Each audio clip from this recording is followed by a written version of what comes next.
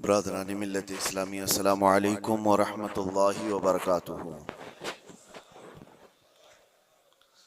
अल्हम्दुलिल्लाह अल्हम्दुलिल्लाहिल हन्नानिल मन्नान अल्लज़ी खलक़ल इंसान व अल्लमहुल बयान वस्सलातु वस्सलामु अला रसूलिही सय्यिदिल इंसी वल जान व अला आलिही व अस्हाबिही ज़विल खैरि वल इहसान अम्मा बअद। फ़अऊज़ु बिल्लाहि मिनश शैतानिर रजीम बिस्मिल्लाहिर रहमानिर रहीम। वला तुफ़सिदू फ़िल अर्ज़ि बअद इस्लाहिहा सदक़ल्लाहु मौलानल अज़ीम। बारगाह रिसालत मुआब सल्लल्लाहु अलैहि वसल्लम में दुरूद पाक का हदिया पेश करें। अल्लाहुम्मा सल्लि अला सय्यिदिना मुहम्मदिन मअदनिल जूदि वल करम व आलिहि व अस्हाबिहिल किराम व इब्निहिल करीम व बारिक व सल्लिम सलातन दाइमतन सरमदन अबदा। अल्लाह अज़्ज़ा व जल कुरान पाक में फरमाता है, ज़मीन की इस्लाह किए जाने के बाद इसमें फसाद मत मचाओ। फसाद क्या है? इंसानों का जीना तंग कर देना किसी भी एतबार से हो, हत्ता के रास्ते में कचरा डालना ये भी एक फसाद है। लोगों के चलने फिरने के लिए तकलीफ दे चीज कोई रख देना ये भी फसाद है जमीन पर। और अल्लाह तबारक व तआला इसको सख्ती के साथ मना फरमाता है कि जमीन में फसाद मचाने वाले अल्लाह को पसंद नहीं है। मुझे यहां बात ये अर्ज करनी है कि इस्लाम वो अजीम दीन है जो दुनिया से फितने और फसाद को खत्म करने के लिए आया। किसी की बालादस्ती, किसी की जबरदस्ती इस दीन पाक में नहीं है। आपको अंदाजा हो तो मैं बताऊं, ईरान के एक बादशाह के पास नबी पाक सल्लल्लाहु तआला अलैहि वसल्लम के एक सहाबी गए, सफीर बन करके गए थे। तो बादशाह ने पूछा कि कौन सा दीन तुम लोग लेकर के आए? तो सहाबी ने एक जुमले में यूं कहा था, वो दीन हमारे पास आया है जो इंसान को इंसानों की इबादत से हटाकर खालिक की इबादत में लेकर जाता है। इंसान को इंसान की बालादस्ती या उसकी तमाम तर महकूमियत से हटाकर अल्लाह अज़्ज़ा वजल की बारगाह में सरनिगू करता है।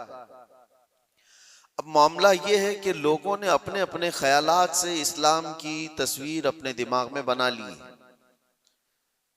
हर कोई ये समझता है कि इस्लाम इस तरह से है, इस्लाम इस तरह से है। इसी वजह से कुछ ऐसे इंसिडेंट पेश आते हैं जो अपने राय से और अपने दिमाग से कुछ मुसलमान कर जाते हैं। एक बात याद रखें, वो इस्लाम नहीं हो सकता, किसी मुसलमान का काम हो सकता है। इस्लाम वही है जो रसूलुल्लाह सल्लल्लाहु तआला अलैहि वसल्लम से साबित हो और उनके सहाबा ने करके दिखाया, वही इस्लाम है। आज पूरी दुनिया जिस तरह से टारगेट पर रखी हुई है, ये मुसलमानों के कामों की वजह से, इस्लाम के तालीमात की वजह से नहीं। काश अगर वो इस्लाम की सच्चाइयों को पढ़े होते तो उन्हें अंदाजा होता कि इस्लाम ये है नहीं, लेकिन ये काम जो हो रहा है ये किसके थ्रू हो रहा है। जो जुल्म, जो फसाद, जो फितना पूरी दुनिया में मचाया जा रहा है, अगर वो किसी व्यक्ति के जरिए से है, किसी इंसान के जरिए से है, तो ये उसका अमल है, उसके दीन का नहीं, क्योंकि वो दीन का ठेकेदार नहीं है। अगर कोई मुसलमान शराब पीता है और उसमें मस्त होकर लोगों से लड़ता भिड़ता है, तो ये उसका अमल है, ये दीन का हिस्सा नहीं। अगर कोई ताश के पत्तों पर बैठा पूरी पूरी रात गुजारता है, तो ये उसकी बदकिरदारी है, उसके बद अखलाक है, इस्लाम का ये हिस्सा नहीं, इस्लाम ने उसे दिया ही नहीं है।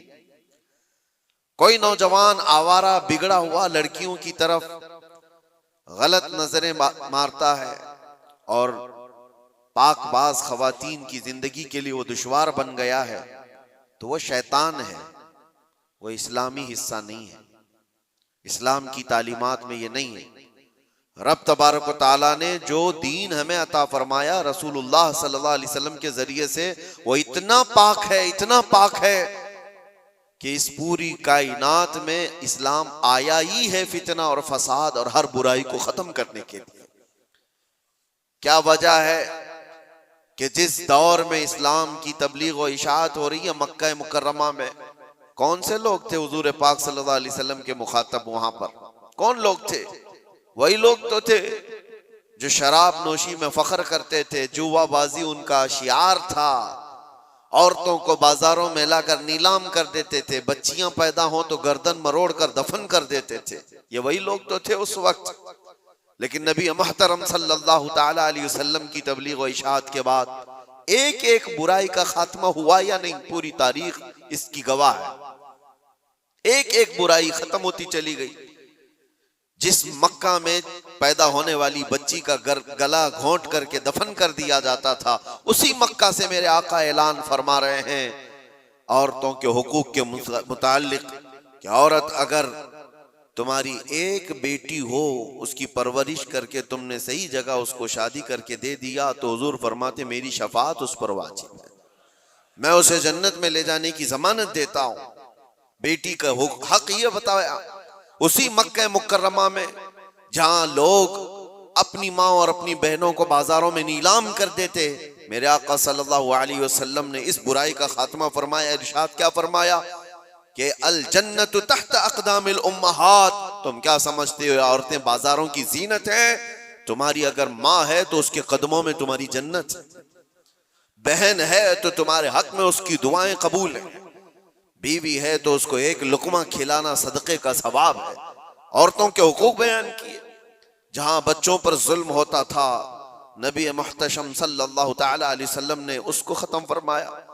बूढ़ों के लिए, बेवाओं के लिए, बेवाओं को तो मुआशरे में रहने नहीं दिया जाता था, उनके लिए अलग बस्तियां हो जाती थी। शगुन अब शगुन ये भी हमारे इलाके में भी पाए जाते हैं सब चीजें। किसी औरत का शोहर मर जाए, सती की रस्म यहां पर भी हुआ करती थी, औरत को शोहर के साथ जला दिया जाता। मगर नबी करम सल्लल्लाहु ताला अलैहि वसल्लम ने बेवा औरत के हुकूक को सिर्फ बढ़ाया नहीं, आपने जितने निकाह फरमाए सिवाय उम्मुल मोमिनीन आयशा सिद्दीका के, ये सारी बीवियां आपकी बेवा ही हैं। बेवा को हुजूर सल्लल्लाहु अलैहि वसल्लम ने बेवा हैं या मुतल्लका हैं, हुजूर पाक सल्लल्लाहु अलैहि वसल्लम ने अपने हरम की जीनत बनाई, बल्कि करोड़ों मोमिनों की उनको मां का दर्जा अता फरमाया। एक एक बुराई का खात्मा करने के लिए इस्लाम इस रोए जमीन पर आया। लेकिन अफसोस ये है मेरे अजीजों, हालात इस तरह करवट ले चुके। बहुत पहले एक शायर ने कहा था बारगाह मुस्तफ़ा सल्लल्लाहु अलैहि वसल्लम में अर्ज करते हुए, ए खासान रसूल वक्त दुआ है, उम्मत पे तेरे वक्त अजब आके पड़ा है। जो दीन निकला था अपने देश से, अपने वतन से, आज वो परदेश में गरीबुल गुरबा है। ये दीन बड़ी शान से निकला था अपने वतन से और हर किसी ने इसको गले लगा लिया था, और आज ये अपने ही लोगों के दरमियान अजनबी बन चुका है। ये दीन इस्लाम अपने ही लोगों के बीच में अजनबी बना हुआ है। तवज्जो चाहता हूं मेरे अजीजों, इस्लाम की इस अजीम छवि को, इस अजीम सूरत को मस्ख करने के लिए सिर्फ गैरों ने नहीं, जुब्बा टोपी पहनने वाले, दाढ़ी रखने वालों ने भी बदनाम करने में कसर नहीं छोड़ी। आज हिंदुस्तान ही नहीं पूरी दुनिया जिन मजाहिर को देख करके खौफजदा होती, जिसको दहशतगर्दी कहा जाता है। दहशत ये एक वर्ड है, दहशत डर को कहते हैं, खौफ पैदा करना। मतलब मैं अगर चंद बच्चों को सामने लेकर के तलवार दिखा दूं, आग लगा करके दिखा दूं, तो बच्चों के दिलों के अंदर खौफ आएगा। इसको कहते हैं डर पैदा करना, यही वर्ड है दहशतगर्दी। इसी को आतंकवादी कहा जाता है, आतंकवाद भी इसी को कहा गया कि डर पैदा करना लोगों के दिलों के अंदर। टेररिज्म उसको इंग्लिश में, कि लोगों को खौफ का माहौल बना करके रखना कि डरते रहे लोग।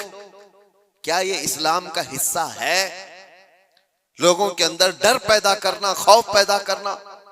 मैं तुम्हें बताता हूं, आम लोगों की बात तो छोड़ो, रब तबारक व तआला अपने हबीब सल्लल्लाहु तआला अलैहि वसल्लम को क्या फरमाता है?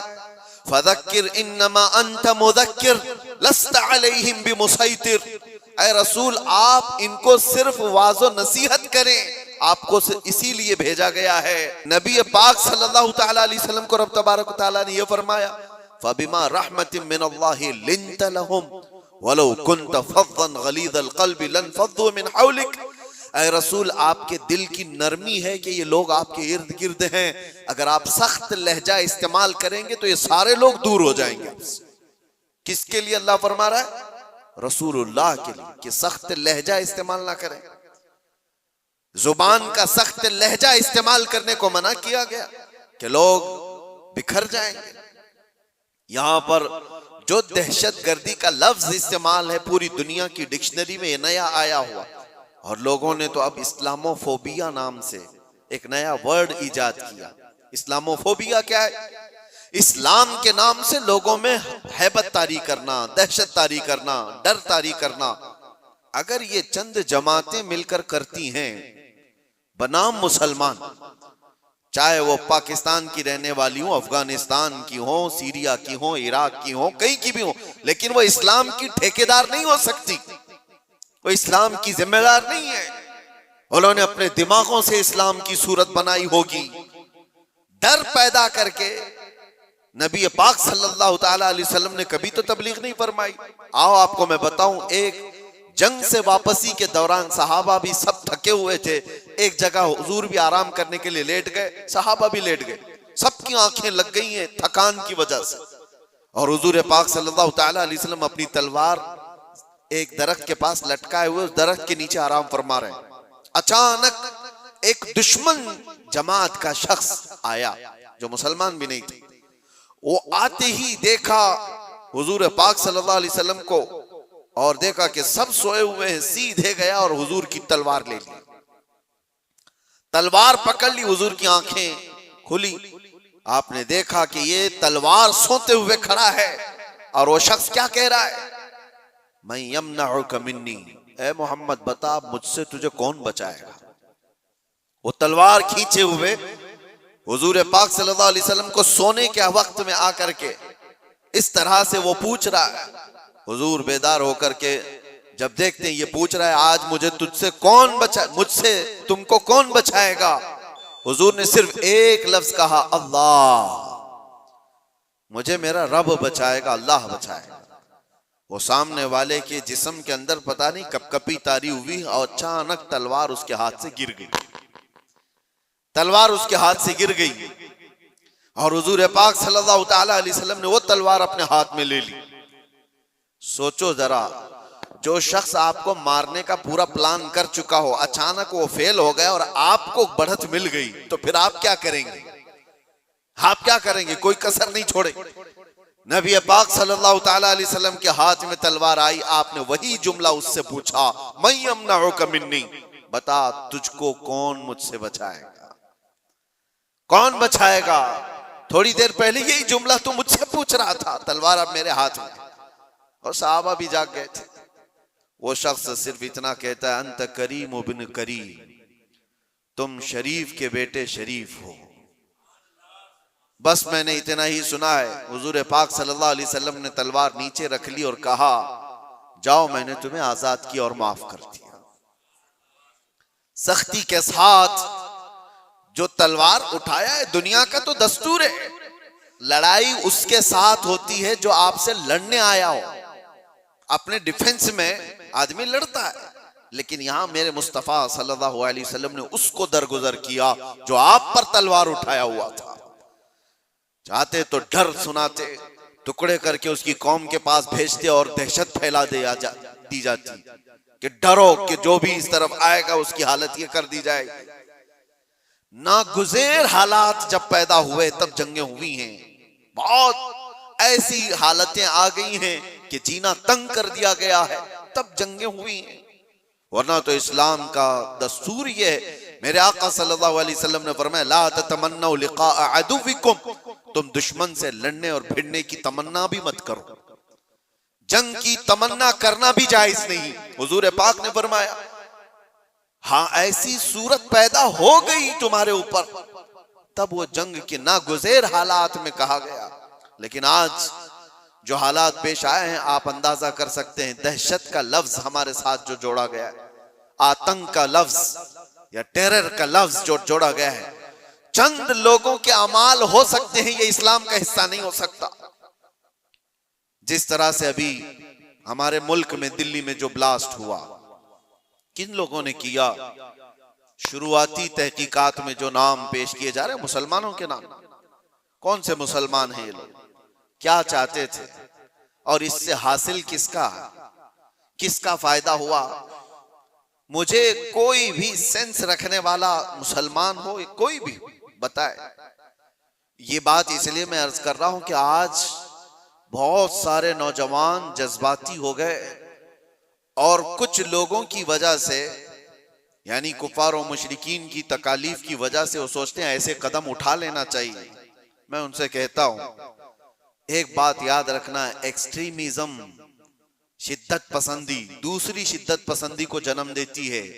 ऐसा नहीं कि तुम तशद्दुद करोगे तो सामने वाला तशद्दुद नहीं करेगा। तुम एक करोगे, सामने दो करने वाले होंगे।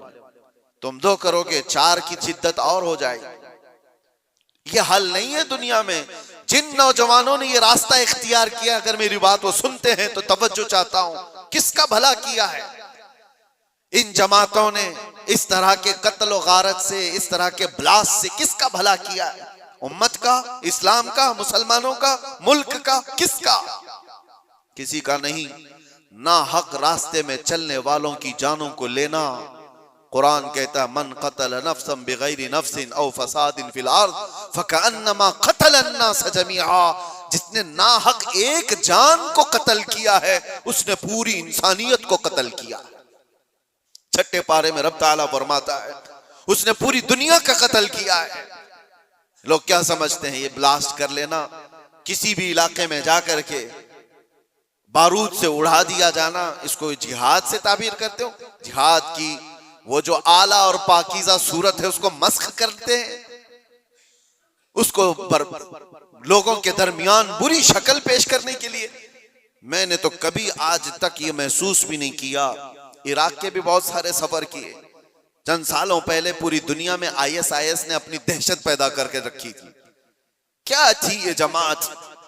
कभी भी करीब से देखने वाला और पढ़ने वाला समझ सकता था, इस्लाम की बूबास भी इन्हें नहीं लगी। जो 12 साल की 13 साल की लड़कियों को इराक की मंडियों में ले जाकर के बेचते हो, छोटी लड़कियों को, वहां के हालात हमें पता है, और उनकी तरबियत ऐसे करना, पूरा पेट्रोल की चोरी करना, दुनिया में बेचना, और ये कत्ल गारत और ये जो फसाद मचाया था, इस फसाद का नाम इस्लाम हो ही नहीं सकता। और इसीलिए मैंने सबसे पहले आयत क्या पढ़ी, वला तुफसिदू फिल अर्दि बअदा इस्लाहिहा। रब ताला फरमाता है, इस पूरी जमीन पर कहीं फसाद मत मचाओ इसकी इस्लाह किए जाने के बाद। अरे मियां, यहां कचरा डालने की इजाजत नहीं है, तुम खून बहाने की बात करते हो। हाँ, मोहम्मद अरबी सल्लल्लाहु तआला अलैहि वसल्लम का वफादार जो होगा, अरे शेर तो मैदानों में लड़े जाते हैं, मुकाबला होगा तो मैदानों में मुकाबला होता है। यूं नहीं होता कि नाहक कोई भी रास्ता चलने वाले की जान ले ली जाए और उसको कहा जाए कि ये जिहाद है, ये जंग है, ये बदला है, ये इंतकाम है। हरगिज नहीं। मैं सख्त मजम्मत करता हूं ऐसे तमाम गतिविधियों का। कोई भी नौजवान इस तरह की हरकतों में मुलव्विस होता है तो जानते हैं इसका नुकसान कितना लंबा होता है, कितना लंबा नुकसान होता है। उन जालिमों ने जो कुछ भी किया, चंद महीनों पहले कश्मीर में जो हुआ था, पहलगाम में चुन चुन करके जिन लोगों को मार दिया गया था, वो जो सैरो सियाहत के लिए गए थे, वो किसके दुश्मन थे? किसके दुश्मन थे? जिनको उन्होंने पकड़ पकड़ करके नाम पूछ करके मारा, वो किसके दुश्मन थे? क्या इस्लाम के दुश्मन थे, मुसलमानों के दुश्मन थे, या तुम्हारे कुरान हदीस किसी की दुश्मनी की थी जिनको पकड़ के मारा गया?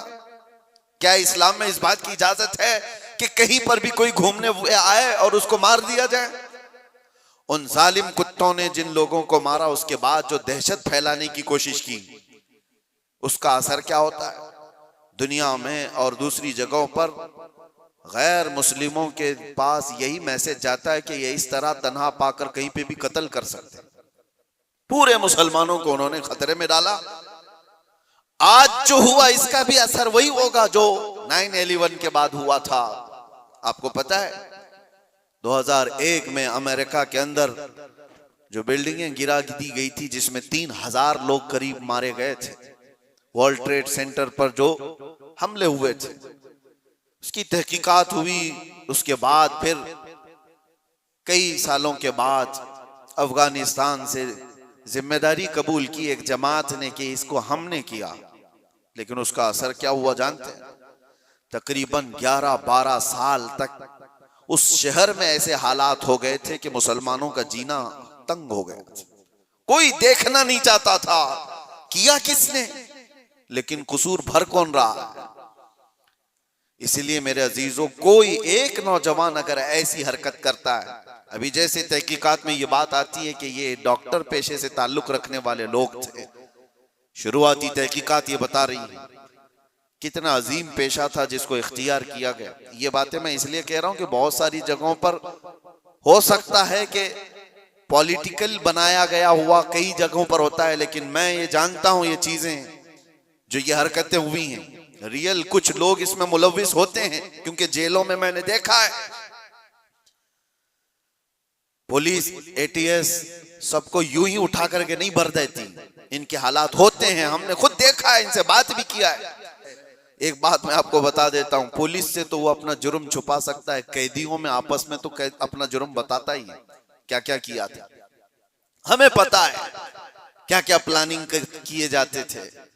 पहले हम भी यही समझते थे कि ये सारा का सारा फेक होता है, मुसलमानों को फंसाने के लिए किया जाता है। नहीं, सब फेक नहीं होता, कुछ मुलव्विस होते हैं, प्लानिंग में इस तरह के शरीक होते हैं। अब मैं नहीं जानता कि वो किस तरह के मुसलमान हैं जो इन चीजों में मुलव्विस हो जाते हैं, उनको कौन डाइवर्ट करता है, कौन फंडिंग करता है। ये सब हुकूमत के और डिपार्टमेंट के काम है कि इन लोगों को अमन को नुकसान पहुंचाने वाली ऐसी हर चीज को वो रोकें। इसका असर अब क्या होगा? क्या हमारे बच्चे जो डॉक्टर बनना चाहते हैं वो किसी भी कॉलेज या यूनिवर्सिटी में जाएं तो क्या उनको शक की नजर से नहीं देखा जाएगा? ये भी डॉक्टर बन करके कहीं ऐसा ब्लास्ट तो नहीं करना चाहता है? उन जालिम कुत्तों ने अपनी हरकतों से कितने बच्चों की जिंदगी को दांव पे लगाया है, और फायदा किसका किया है? किसका फायदा किया? मैं महसूस करता हूं मेरे अजीजों, ये अगर इस्लाम का नाम लेकर के या बदला लेने की बात करके इस तरह की हरकत करते हैं तो आपको अंदाजा है कल अगर उस इलाके में मैं होता या आप भी होते तो भी उड़ गए होते ना, मर गए होते हैं। उन्होंने किसी को नहीं देखा है कि चलने वाला कौन है, क्या है। क्या यही इस्लामी जंगों का निजाम है? क्या ये रसूलुल्लाह सल्लल्लाहु तआला अलैहि वसल्लम की तालीमात का कोई एक हिस्सा है? सुनो, मेरे आका सल्लल्लाहु तआला अलैहि वसल्लम प्रॉपर जंग में भी जब भेजते थे तब भी सहाबा को फरमाते थे रास्ता चलते हुए कोई बैठा हुआ आदमी हो तो उसकी तरफ तलवार नहीं उठाना। मेरे आका सल्लल्लाहु अलैहि वसल्लम, ये तो जंग की हालत भी नहीं है अभी हमारी, कहीं जंग की हालत में है हम लोग? जंग की हालत में नहीं, प्रॉपर जंग जहां हो रही होती वहां के लिए भी मेरे आका फरमाते कि वहां के बूढ़ों के साथ कोई बदतमीजी ना हो, औरतों के साथ लड़ाई ना हो, हामिला औरत है तो उसको छुआ ना जाए, उनको कैदी नहीं बनाया जाए। और ये तो छोड़े, नबी पाक सल्लल्लाहु अलैहि वसल्लम अपने सहाबा को जब भेजते तो ये भी तालीम देते कि जिस इलाके में जा रहे हो उनकी जो भी इबादत गाह है, इबादत गाह को तोड़ फोड़ नहीं करोगे, वहां के दरख्तों के पत्ते नहीं उखाड़ोगे, जो तुमको मारने की कोशिश किया उसके साथ तुम्हारी लड़ाई होगी। ये निजाम था। और यहां बैठे बैठे किसी को उड़ा देना, इस्लाम से कोई, मेरी इन बातों को कुछ लोगों तक मुझे पता है पहुंचती होंगी और वो शिद्दत पसंदी में कहते हैं कि शायद ये भी यहाँ की मसलहत पसंदी और हिकमत पसंदी के एतबार से बात कर रहे होंगे। हमको ये सारी मसलहत पसंदी की जरूरत भी नहीं, हम किसी की जी हुजूरी करने के लिए बात नहीं कर रहे हैं, हम बात इसलिए कर रहे हैं कि मेरे दीन पर जब कभी धब्बा लगने की सूरत आए तो हम चीख करके बोलेंगे, चाहे वो हमारे अंदर मौजूद कोई मुनाफिक हो उसको भी पकड़ करके हम बेनकाब करेंगे कि इसका ताल्लुक मेरे मुस्तफा की जात से हो ही नहीं सकता। इसलिए हमें बोलना जरूरी है, चाहे वो इस्लामी नाम से कोई मुल्क भी हो, पाकिस्तान, अफगानिस्तान, इराक, शाम, कहीं पर भी पनपने वाले, हम सबसे पहले टटोल करके देखेंगे।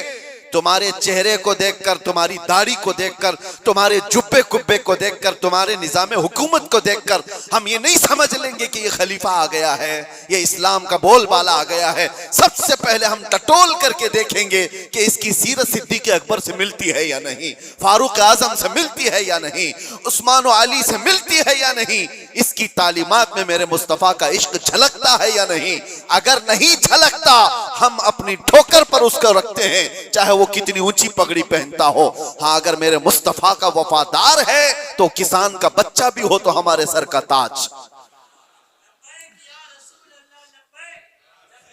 मेरे अजीजों, बस मैं ये बात इसलिए अर्ज कर रहा हूं कि लोगों ने जो शक्ल बिगाड़ने के लिए कोशिशें की हैं, आप सबकी भी जिम्मेदारी है।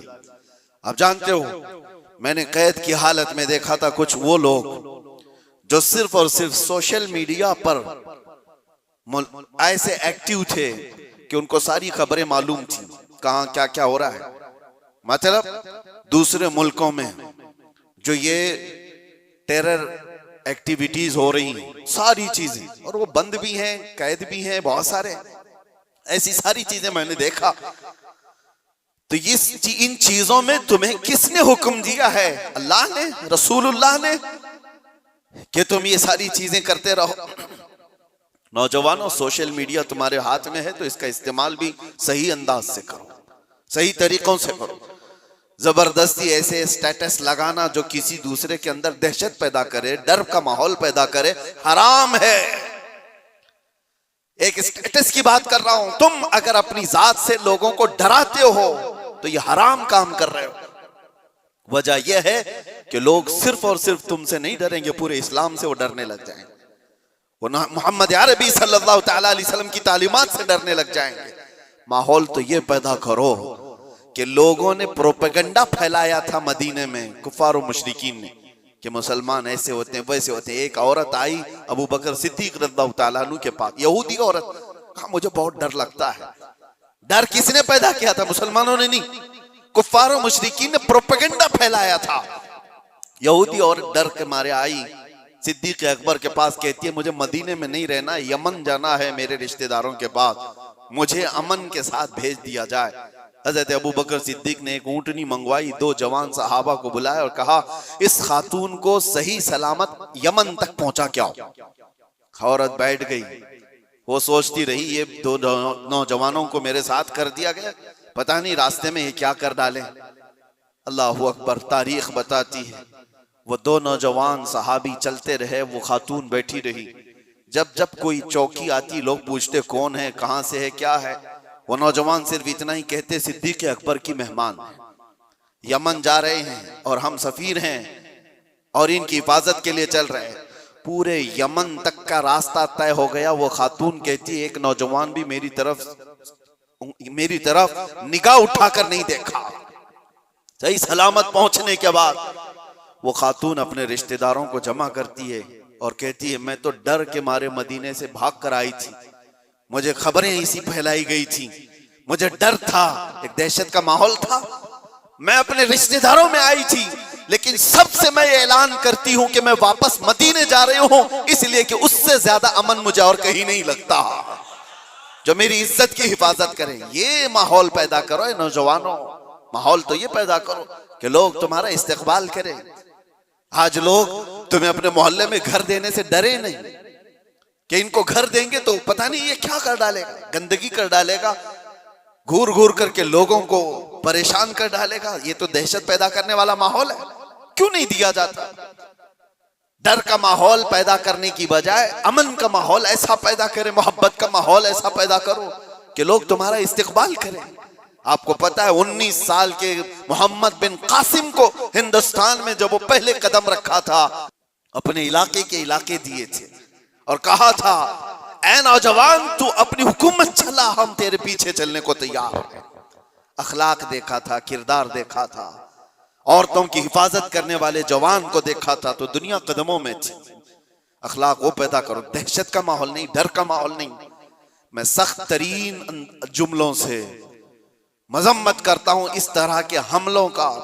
और जाहिर सी बात है, हम जिस मुल्क में रह रहे हैं मेरे अजीजों, दर्द हमें इस बात का भी होता है, हम अपने मुल्क में कचरा भी नहीं फेंकना चाहते, तो ना हक बिरादरान वतन चाहे वो कोई भी हो, उनकी जान लेने की इजाजत कैसे दी जा सकती? क्या ये मेरे मुल्क जहां मैं रह रहा हूं, आप रह रहे हैं, उसकी इज्जत पर खतरा नहीं है? उसकी हिफाजत, उसकी सिक्योरिटी पर खतरा नहीं है?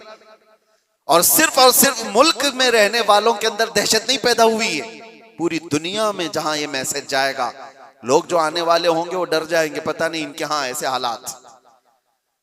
तो क्या ये मुल्क की छवि को बर्बाद खराब करने की कोशिश नहीं?